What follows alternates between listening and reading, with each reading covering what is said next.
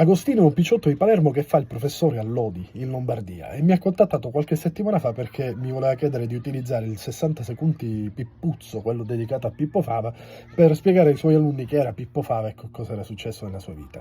Gli ho detto subito di sì e Agostino ha creato un video bellissimo che vi farò vedere fra qualche secondo, che ha il 60 secondi da un lato e delle immagini che spiegano più o meno la storia dall'altro. Questo perché ovviamente i picciottelli a Lodi non parlano il siciliano e quindi c'è bisogno di un supporto extra.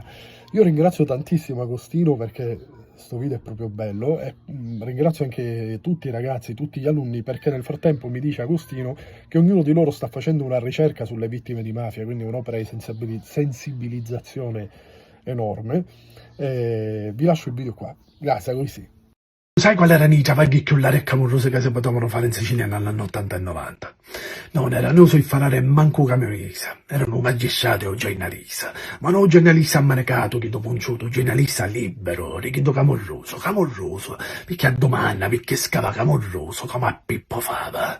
No, gennaio 1984 a Sicilia perse uno dei suoi figli più biede, ma oggi ne parla che un nudo, perché a Pippo Fava su sguidaro tutti, 5 colpe, tutte in nocuazzo, fuori a un teatro, che come che non ti si betta niente giusto in alto punto e a dura che c'è sempre un sacco di gente.